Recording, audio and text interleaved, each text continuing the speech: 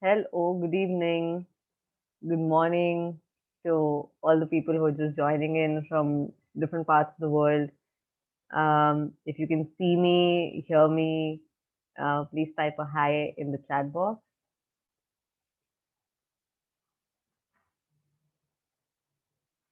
Okay, thanks, Manil. Thanks for confirming. Um, Good evening, good morning, everybody. Thank you so much for joining in today. We have a very esteemed panelist with us, Pradeepta, who's joined us for educating all of us about problems machine learning can solve with so many different applications while keeping the session really, really basic, so that all of you can grasp the basics as well. So some very quick rules before we begin the session and I hand over to Pradipta. I I would request all of you to type in your questions in the Q&A chat box. I and Pradipta will be picking up those questions after Pradipta gets done with his context for the day and talking about his presentation.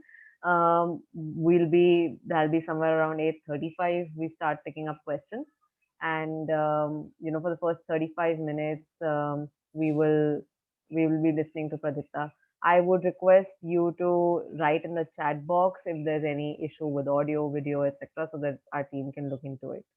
Great. Thank you. That's the only basic rules. I am starting a poll right now for us to understand what the audience today is expecting out of the session. Please really very quickly punch in your votes for the number of years of your work experience and what are the outcomes you're expecting from today's session.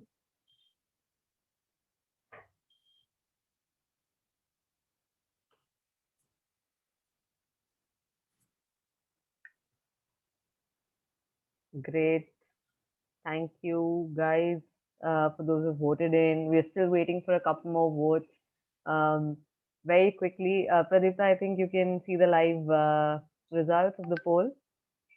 Yes, I can see. Great. Everybody, for those who are left, very quickly, we're about to close the poll. Please let us know what you're expecting. No, Rajkumar, it's not currently for the already enrolled students. It's for people who want to know more about the program. So if you think that this is something you've already done, please feel free to drop out. But if this topic interests you, please stay on for the webinar. All right. So Pradipta, we have major people. I think we've got a good mix across Yeah. from The 0 to numbers are 2, changing. 15 plus Yeah. years. We've got a good mix today. So across, we'll be talking to people across the portfolio of Yeah. projects, Yeah. and we are having a crowd who wants to know more about what machine learning problems are getting solved in the industry today. So exactly bang on to your topic. So over to you, Pradipta. Thank you. Thanks, Meda, for the introduction. Uh, yes, guys, just let me know if you're able to see my screen. I'll just close the poll. Well, okay, so we can straight away. Okay, years of experience. Yes, it's done. You can see my screen, right? Yes. Okay, cool. So now to get started on this topic of machine learning and like what are the different problems that machine learning can solve? Now here comes uh, the role of a data scientist to identify a problem that can be translated to something like a mathematical or a statistical problem. So if you are able to successfully translate a problem, so translation layer is very important. So you can call it a data science translation, you can call it AI translation, or you can call it analytics translation. So translation is very important. If you don't get the problem rightly, you may have to move circle and circle, and it's really difficult to figure out how do we solve it, right? So to get started, as we proceed with the journey of like 2020 onwards, we have seen massive digitalization because of so many constraints. Now, all the businesses are going digital. Like traditionally, they were not in digital space, but they're now starting to get into more into the digital space. Why? Because of maybe pandemic or maybe like a pressure from competition, because people are mostly now going digital. In the digital space, what is more important is data, privacy, and security, and also at the same time, how the data can be utilized, or who is using my data, what kind of data is getting utilized, and what kind of insight businesses are using, right?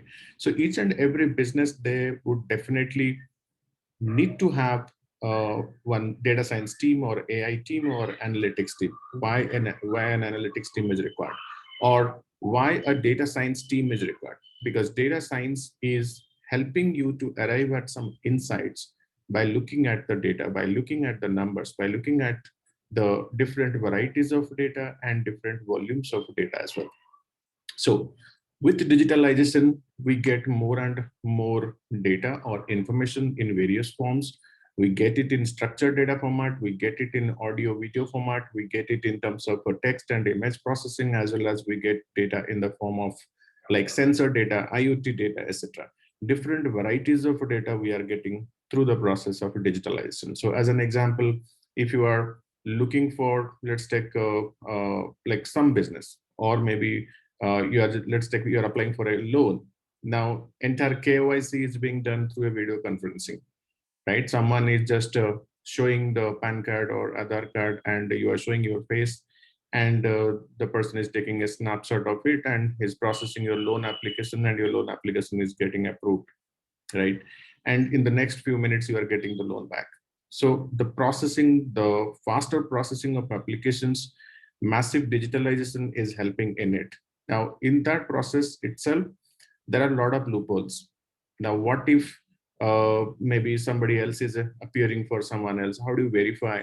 How do you do KYC like in video format? Or how do you do KYC in terms of image processing and all, right? So the challenges are there, but businesses are moving in that direction in solving various problems. And at the same time, there is an opportunity for data science and machine learning to get into this, to identify matches, similarities, identification of anomalies, identification of differentiations, identification of fraudulent practices. There are so many things out here, right? So we want to get more insights into the business decision making through the application of deep learning and machine learning, which comes under your AI, which means artificially we are building intelligent programs, and those programs would help us in getting the insights from various forms of data. Now that's why the data science and machine learning and deep learning or artificial intelligence, these are very commonly or exchanged words, or you can call it like synonyms of like data science. So if you go by topic data science, we call it, okay, it's a science of extracting insights from data. What is analytics? Analytics is also the same thing, to get insights or to get information in a consumable form from the structured or unstructured data. What is machine learning? It is the ability for a program to learn the patterns with growing amounts of data and with frequent intervals, learning different kinds of patterns and makes predictions in a better or more informed manner, right? And the superset is going to be artificial intelligence, where here we are giving computer programs more intelligence, directly or indirectly. Directly, it can be a rule-based system. Indirectly, it can be through machine learning or deep learning algorithms, right? So data science, machine learning, and AI. So it is all things that we see today. It revolves around a problem statement. So let's talk about a problem statement. Like, how do we check the water quality, right? Because today we have water scarcity across different parts of the world, and we can see, especially in a country like India, we have water, like different water qualities at different regions, different places, etc. When like during the summer season, especially the water level is going down, and we get water from different other sources, lake water or maybe some nearby river or somewhere else. We get water from different other varieties of sources. But how clean that water is? Do we have a mechanism to check the water quality? Do we believe that, okay, there is bacteria, which is like a contaminated bacteria, which is not convenient or which is not compatible for human consumption? How do we check that? If that's a business problem, now can I create a product which can test out what quality? I mean, can we grade the water? Can we create like water quality index or water quality metrics? We don't have it any today, right? And there is no way to measure it also. Currently we don't have. But is it possible to have some metric to measure the quality of the water, and we can grade it in a scale of 0 to 1, or maybe in a scale of 1 to 10, right? How good the water is, how bad the water is, right? And sometimes the water is not consistent across. If you are residing in a big apartment or premise, something like that, and when the water is going out of stock, then people are also mixing the tanker waters or lake waters, etc., in the pure water, and that is getting supplied. We won't even get to know that what's happening.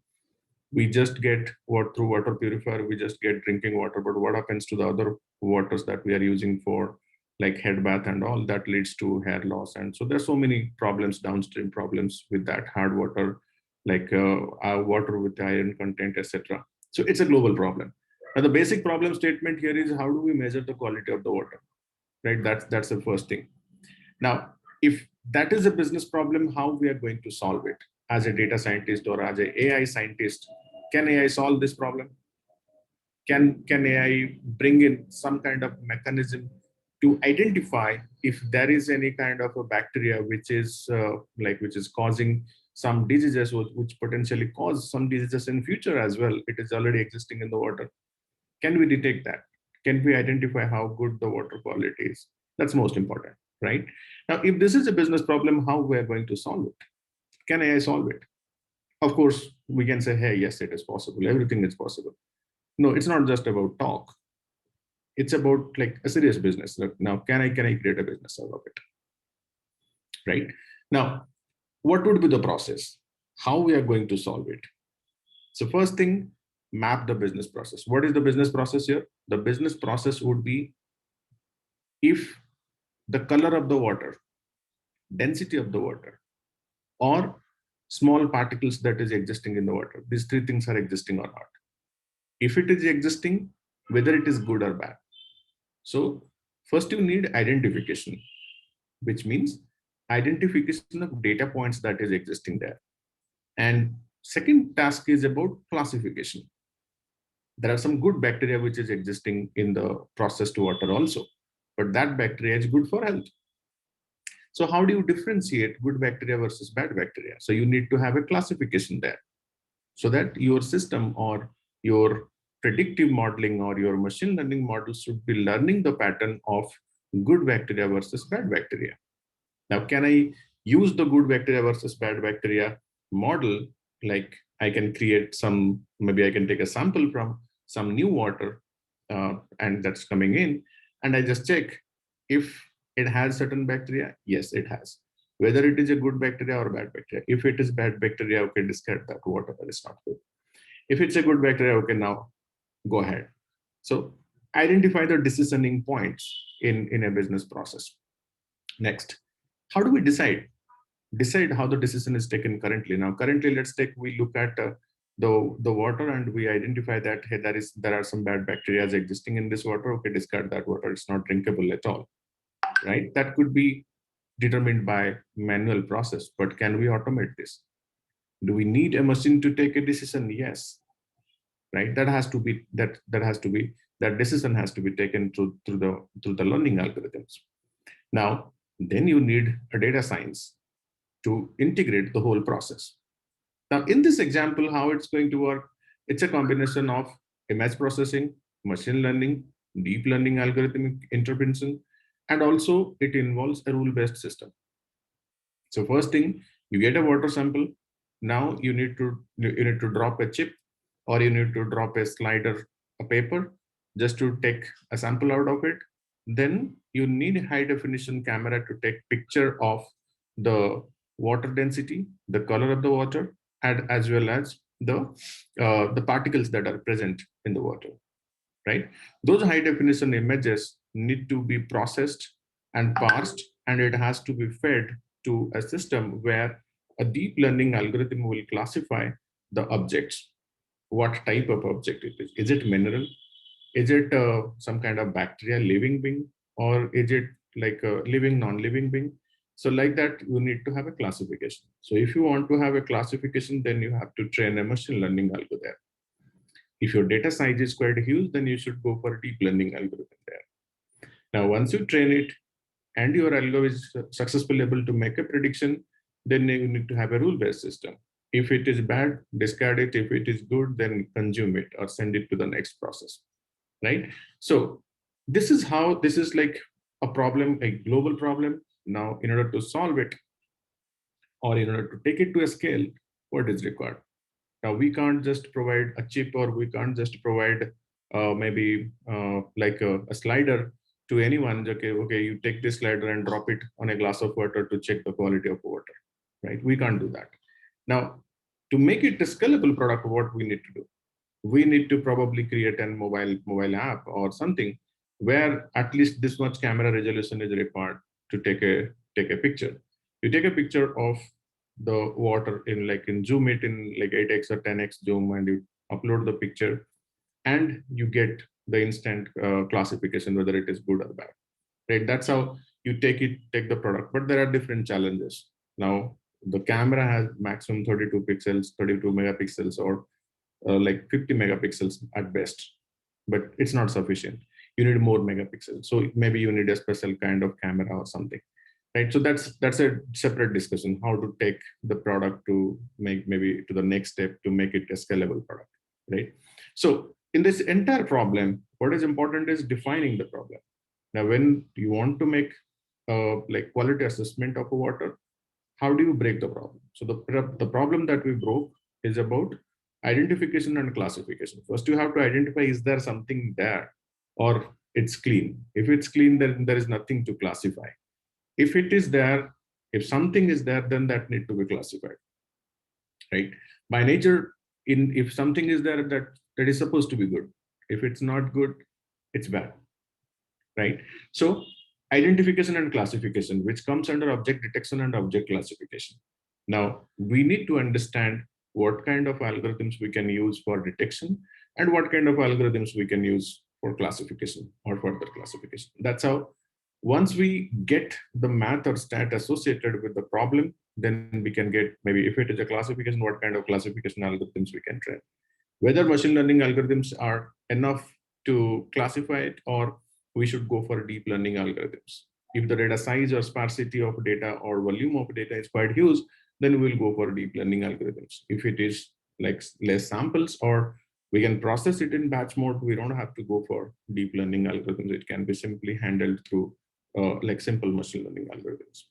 Now, once we identify the potential solution to the problems or to the complex math, if there is any involved, then we'll translate the entire solution to a business solution, and we prepare some outcomes of it, show to the stakeholders, and ask, maybe roll out for a couple of people to check and test it out and report if there is any like successful identification is happening, successful classification happening. If it is not happening, then what happens, right?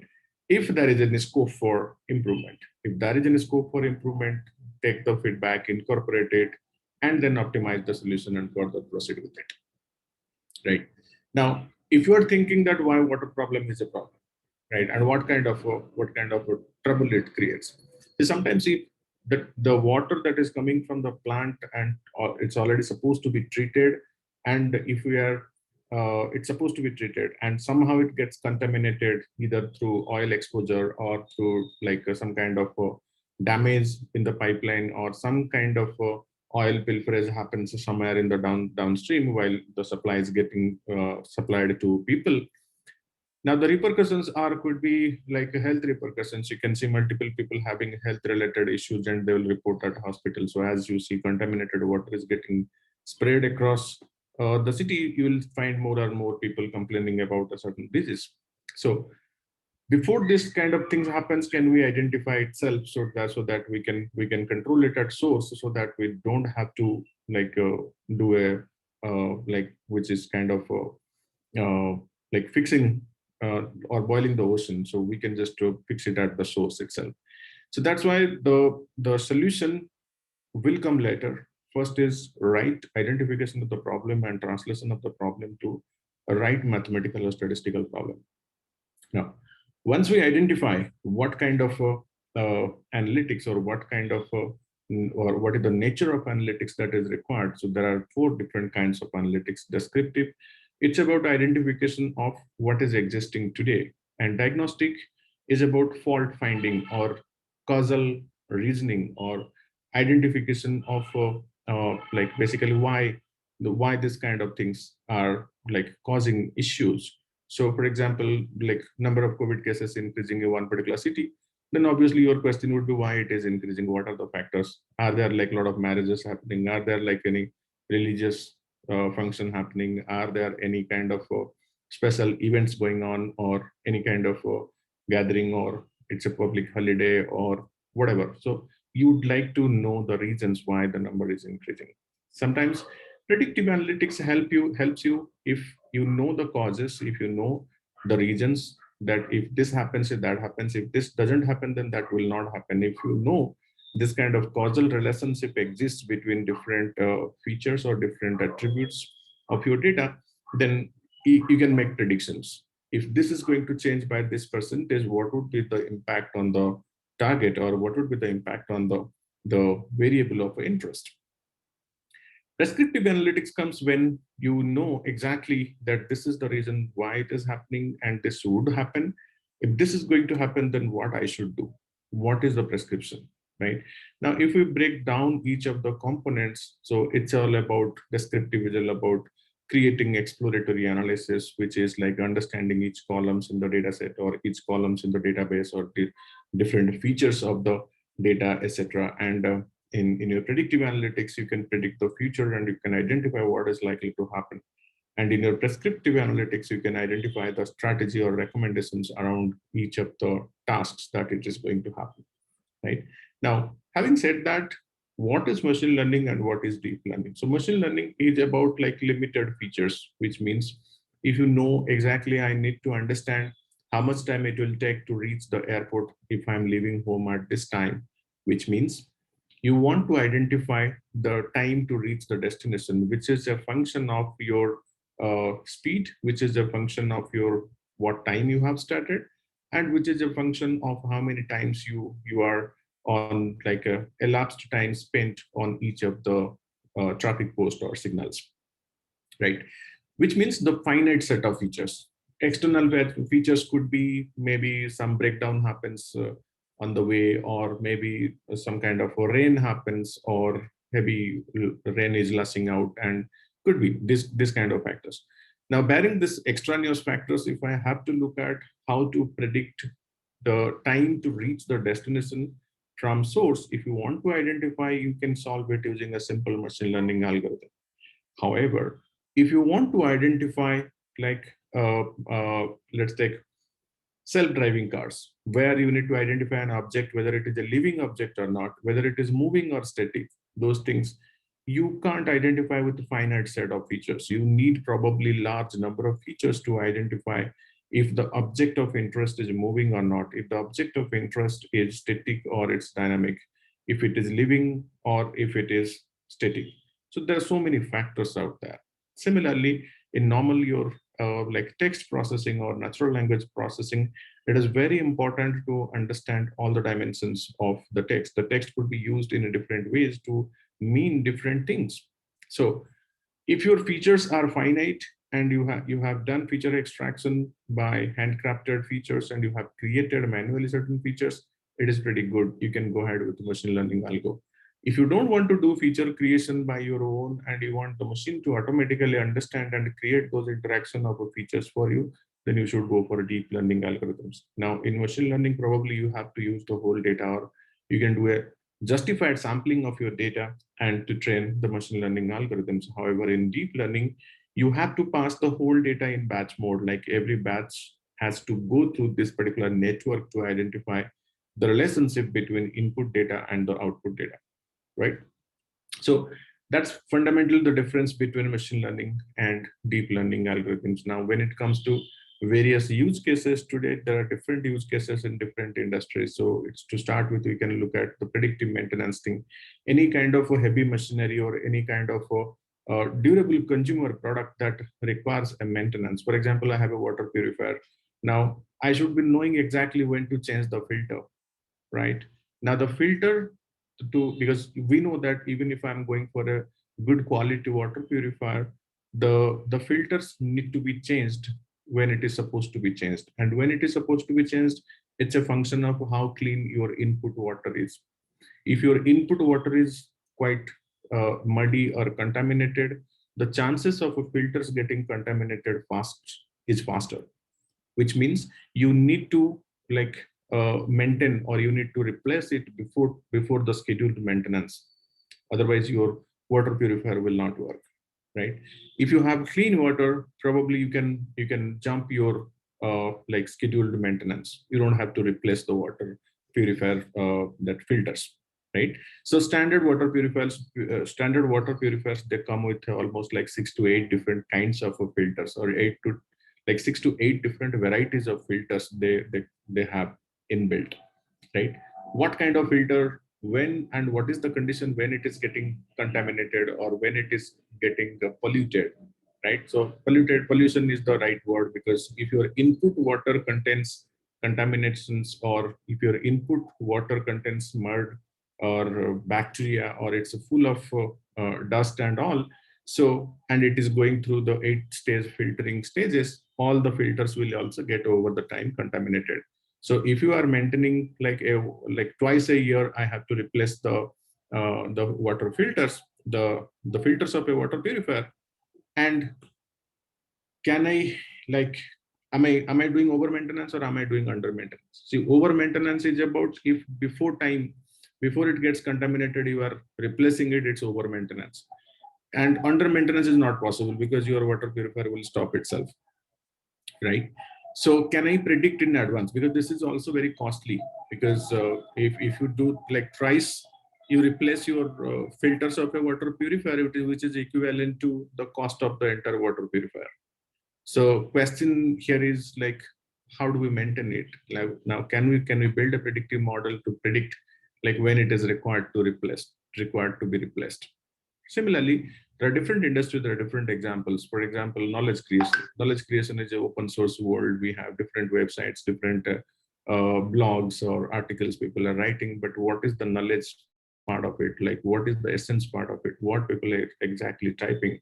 Now, can I use that knowledge in some sense or in somewhere else?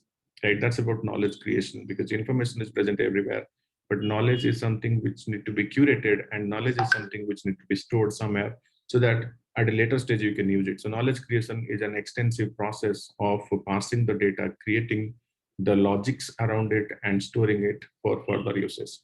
Similarly, operations management, it's one area where your constant motivation is to reduce the cost and increase the operational margin. So operations management is there, customer service is there, because you need to understand and customers pain point, and also you need to understand what the customer looking for and how can we make the customer happy. Similarly, other industries like customer experience is there, then supply chain is there, then fraud detection. These are various use cases across different industries. Now, if we look at specifically for the text data or natural language processing, various applications we have seen. So we have seen personal digital assistants like your Siri or Google or maybe Alexa, where you can interact, you can ask situations, you can ask what's the temperature outside, or what's the humidity today, or what is the precipitation level today. So you could ask those kind of questions. You could ask generic questions like, which can be answered through Wikipedia, maybe who is the father of so and so, who is the prime minister of so and so. So these questions, general knowledge kind of questions you can ask, and you can get instant answers from open pages like Wikipedia and all. Now, this kind of information, so you are not spending time to log into a computer device to look for it. You can just interact with a system to get the answers, right? So it requires normal text processing, understanding the intent of the text, performing the text classification, returning the results to you. So which comes under the natural language processing, has various areas. So it belongs to text classification, question answering system, identification of various topics or essence or context in the generated text or in the websites or in the web pages or blogs or articles, etc. Text summarization, which is also belonging to the like natural language processing, where if you have written a 5-page blog, I don't have time to read. So can I just get a gist of it? Can I get the summary of it, right? So these are different various use cases that machine learning could solve today, right? So yeah, so that's all. I think there are so many things. And what is, if you want me to summarize, what I'm going to summarize is that what machine learning can solve. Machine learning can solve everything that can be formalized as a proper business problem or a mathematical or statistical problem. If we know what we are trying to train, what it is going to predict, and from what source it is collecting the data. The data should be clean, the algo should be scalable, stable, and perfect, and the outcome is usable.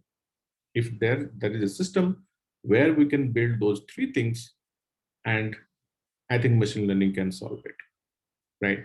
The problem, if it is well defined, there is no issue at all. If the problem is ill defined, it's very difficult for machine learning to solve. So if we want the machine learning or deep learning to solve a business problem, we have to feed the business problem in that manner to the algorithm. So that is the essence of this particular talk. Thank you so much, Pradeepta, for so beautifully taking us through it, and also giving such relevant examples throughout the presentation. Hi everybody, I'm Medha. I'm a PMM at Upgrad.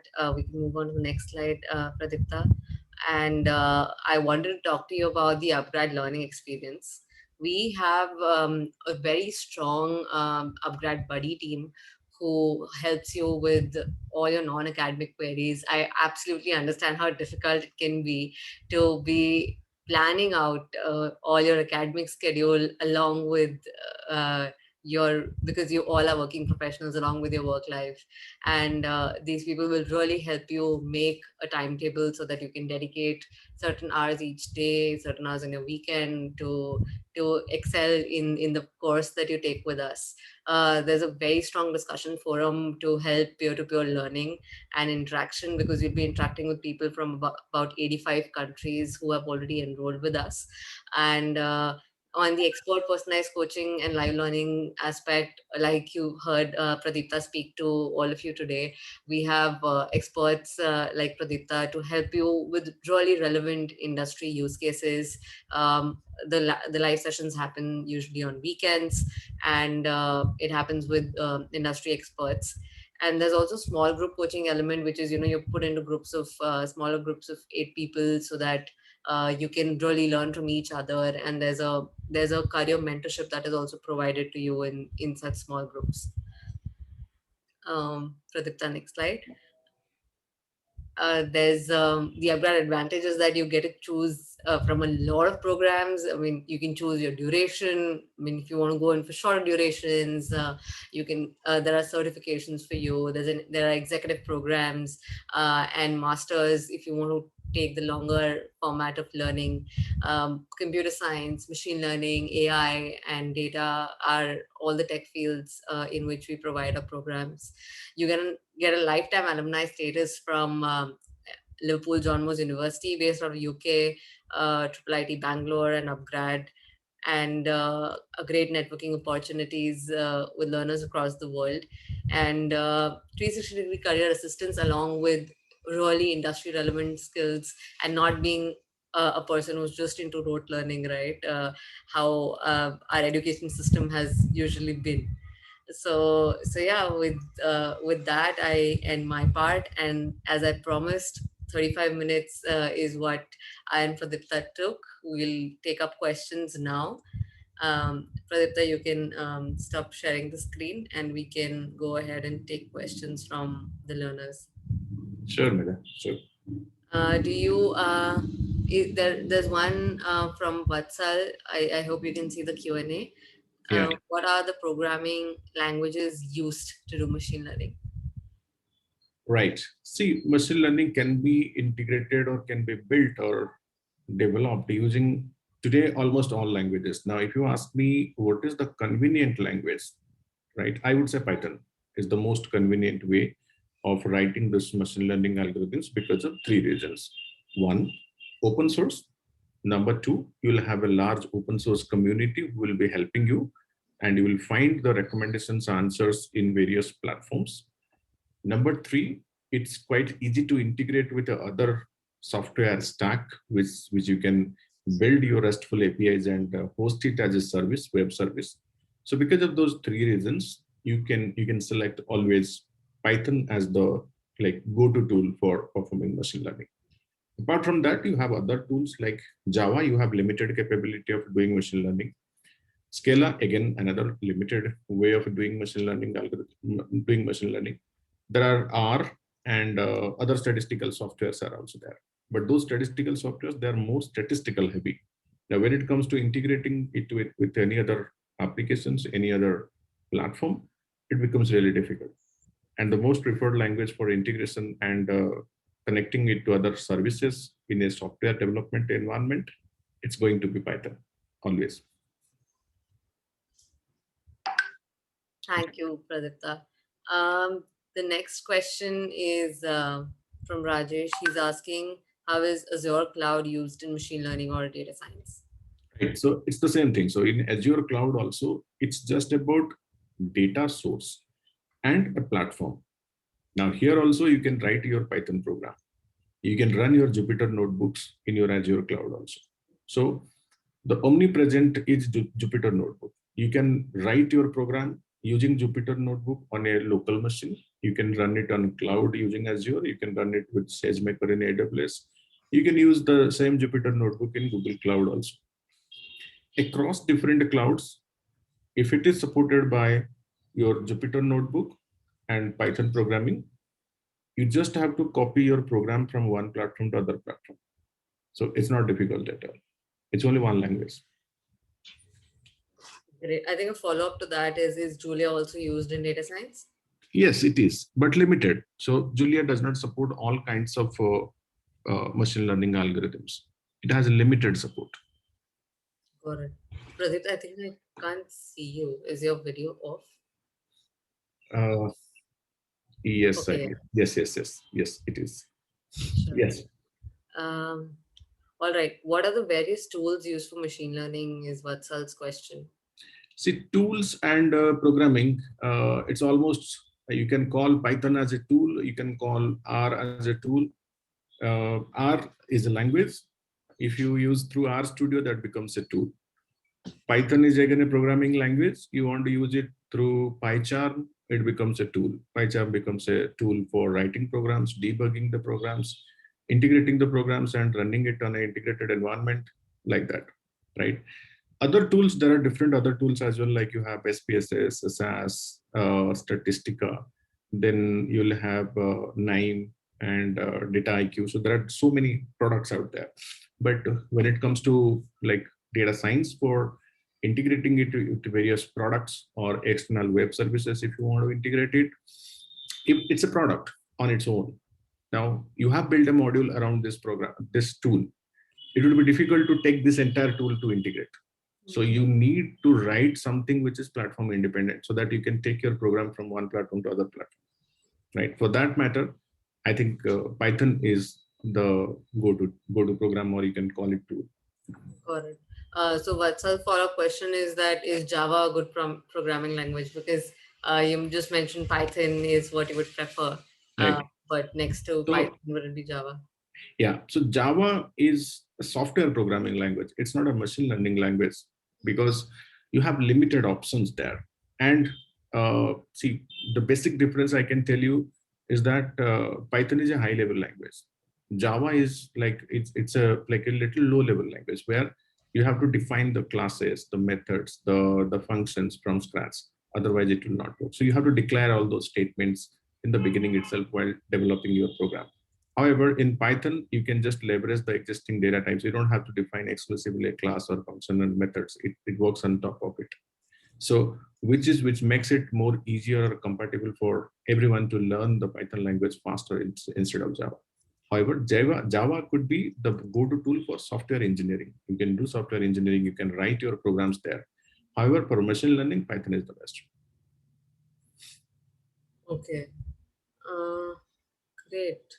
Sandeep's question is on a basic elemental level. What's the difference Yeah. between machine So learning? what's the difference between ML and DL? Yes, correct. So it's a very common question. So ML is like your deep learning is also ML. Yeah.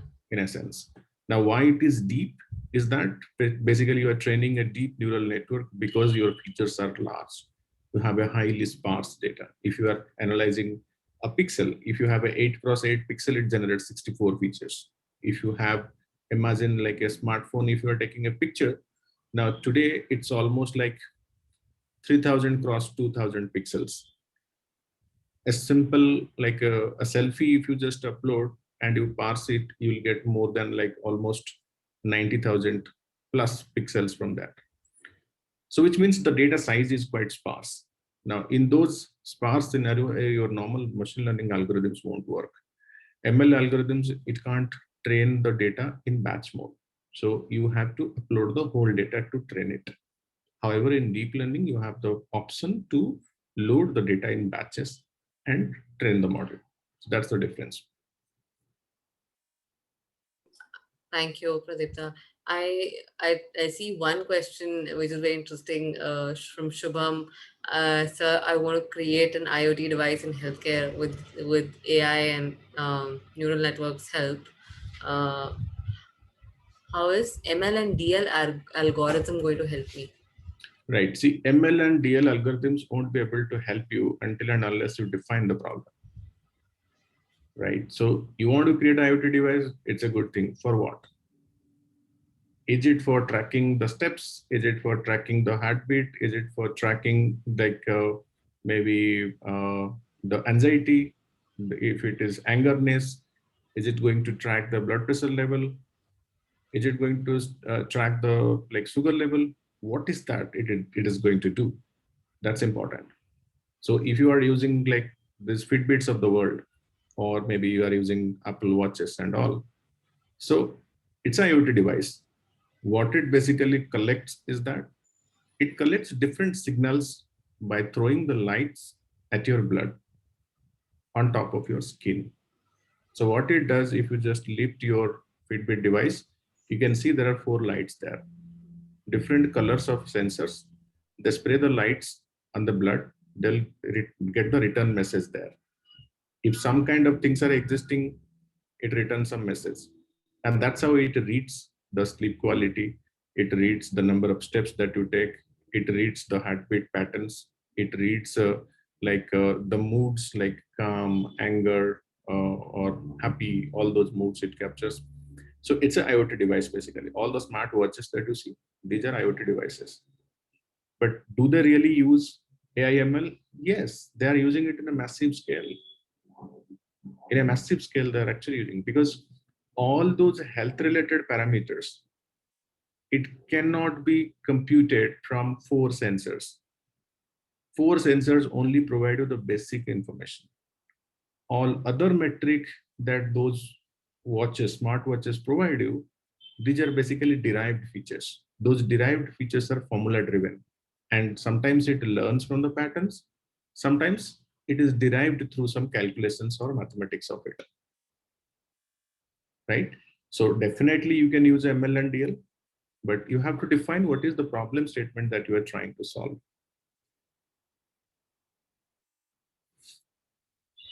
Perfect. I think absolutely very, very relevant pinpoint there by Pradeepta.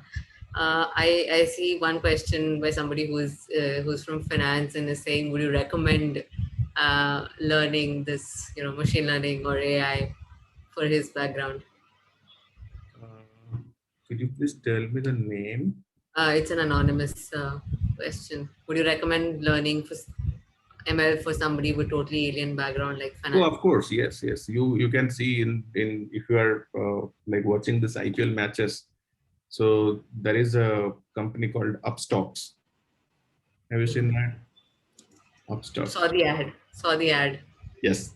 So it's about like a deep learning powered like stock recommendations, buy, sell, etc. It's deep learning powered uh, product or tool, right? So finance, I mean, massively ML and DL. So it's called algorithmic trading. It's no more like a like traditional human judgment based trading. It's all algo trading. The algo is taking decisions and it just asks you, would you want to go for it or not? So in finance, you can use it in massive form, like in various sectors. What is important is you have to identify the right problem for machine learning, right? Perfect. Great. I hope that answers your question, whoever asked it. Great. I see very amazing questions today. One is from Naman. He's saying, looking to solve for identifying the dimensions of product to solve for packaging efficiency related problems for an e-commerce. Very Any good problem. Yes, yes. good image processing tools? Yeah. Correct, correct, correct. So this is called basically planogramming.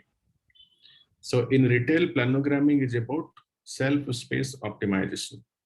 If I know the dimensions of a product, I can define like how much or how many quantities can be fixed for this particular size. So it's about looking at the dimensions of the product that need to be packed and looking at the shelf space available or package shelf space available for packaging. That's how you can optimize like what all things can be shipped together, right? So if you just do, there is a book. It's called forgot the author's name. It's completely about planogramming. If you just do a little bit research around the concept of a planogramming, you will get it. So in traditional world, the brick and mortar stores, they used to run this planogramming to fix the products in the shelf space. If a product is going out of stock, they would be able to identify what is the next best product that can be replaced over there, right?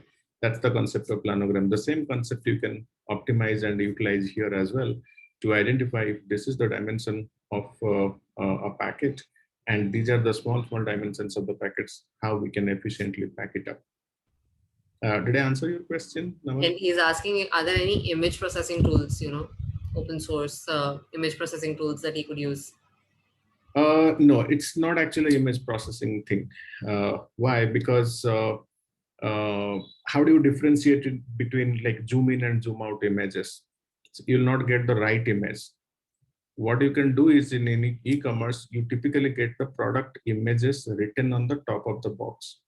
Rather, you have to do a OCR there, extract the size or extract the dimensions from different products that would give you right size of the product. From image itself, you won't be able to get the right size because you can't differentiate between zoom in and zoom out.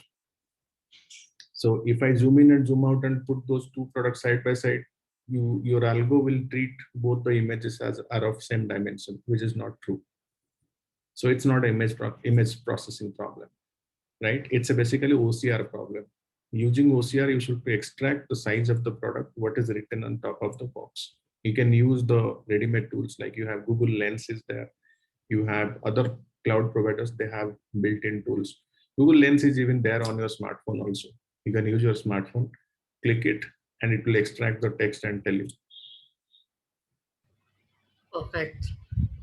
Thanks, Pradeepta. There's one question by Yamini. Is SAS going to help support data science?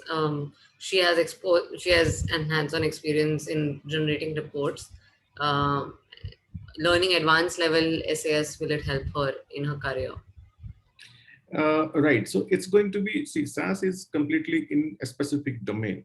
Now, if you want to build solutions, so if you want to build independent products, so the major bottleneck is one particular tool. So you can't take the whole tool for integration somewhere else. You have to build modules which can be integrated and across different platforms, different products.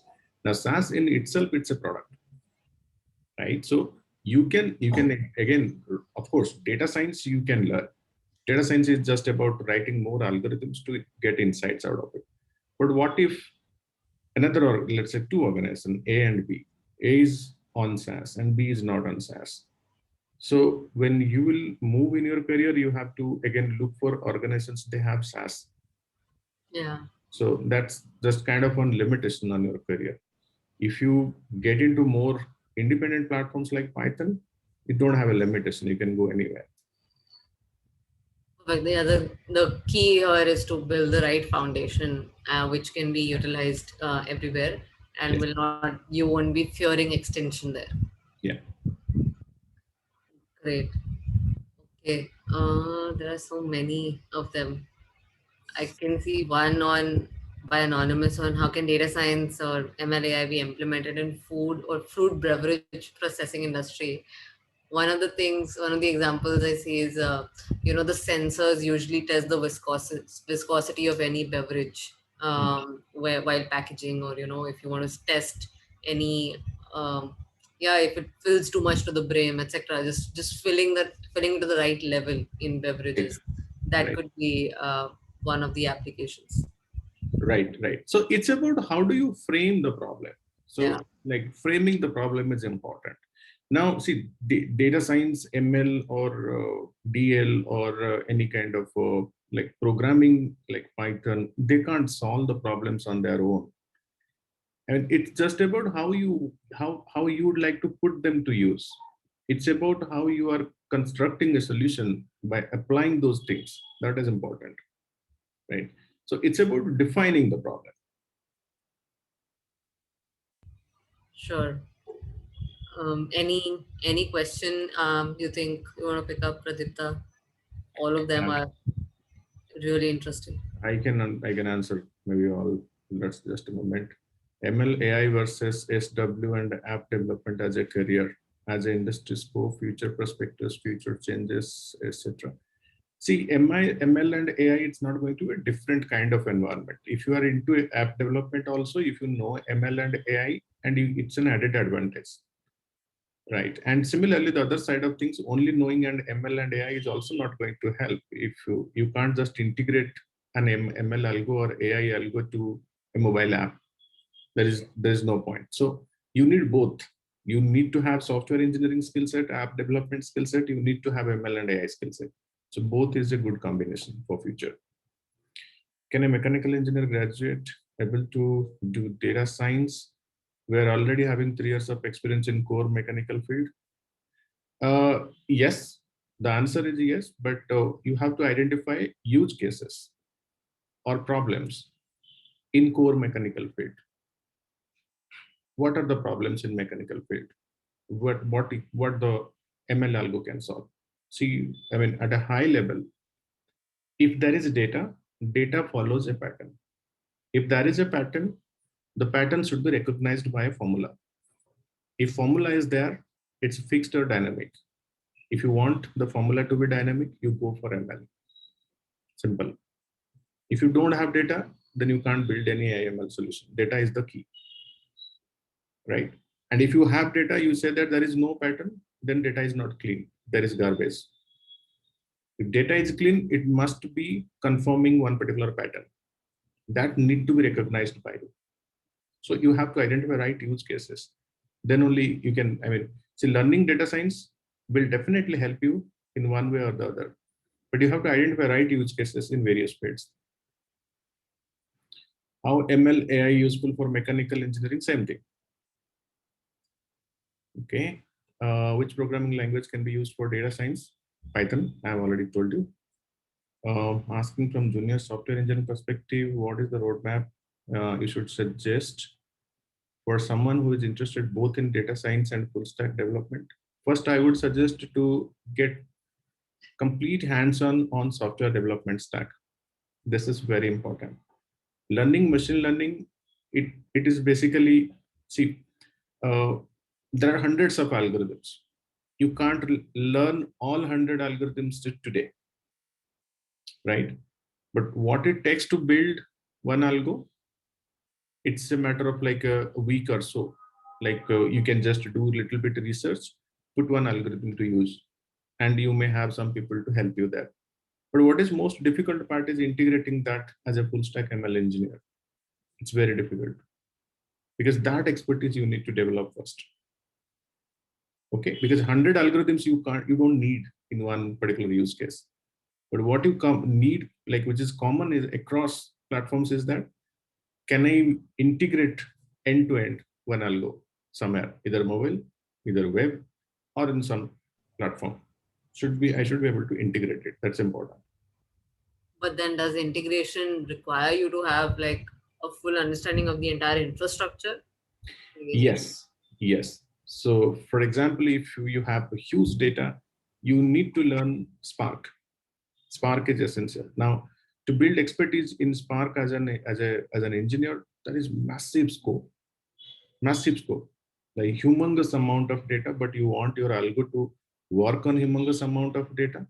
We don't have enough engineers today who are like full stack on like handling big volumes of data.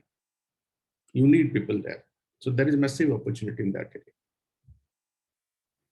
How well DSML cloud could be used to organizations like LT, and just curious. Yes, across different industries, you would find different use cases. It depends on the domain. It depends on the use cases that you are solving.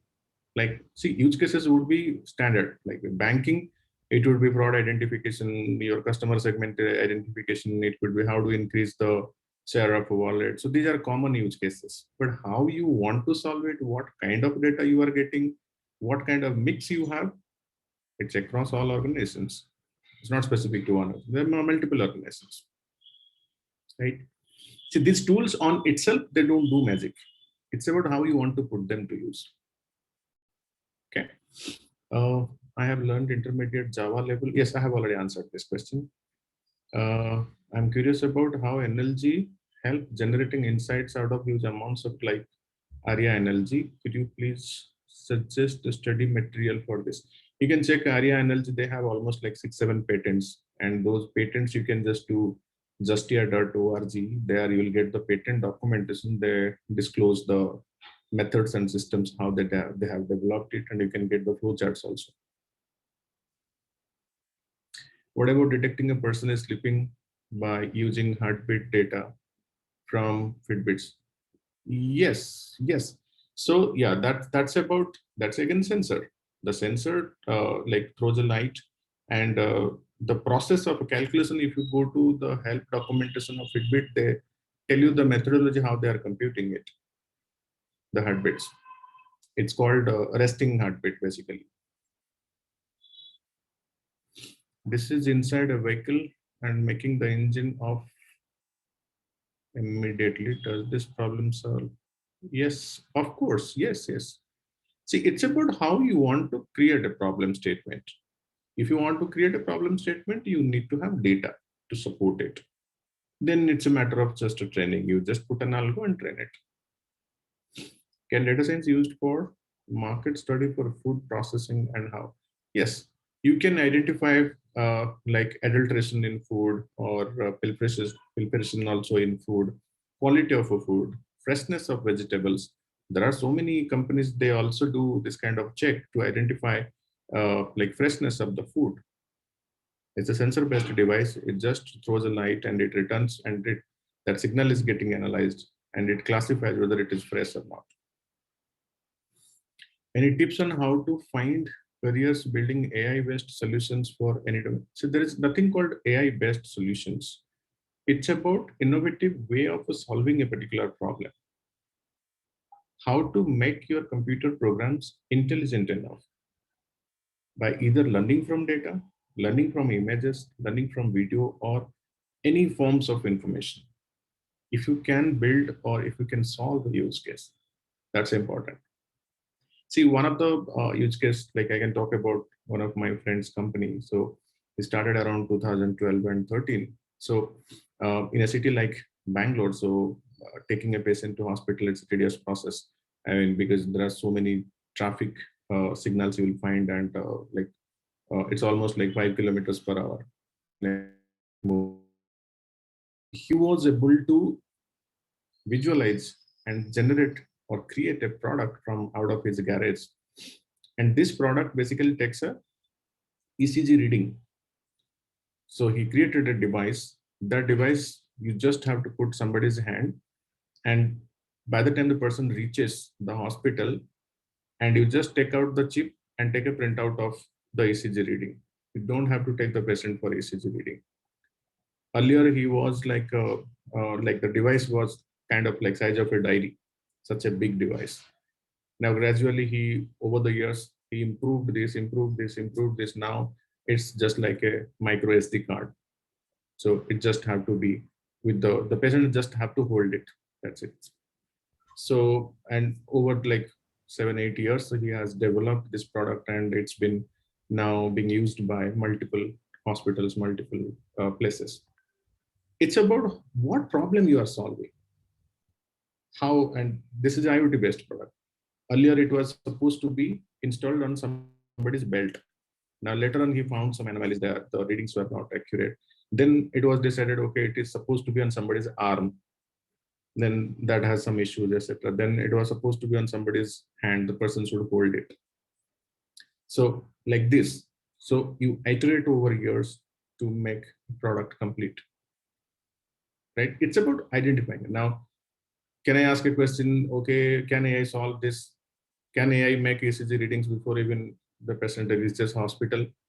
Maybe, may not be. I don't know the answer. But you have to build it like that. Right? So AI on its own can't solve a problem. You have to make it work.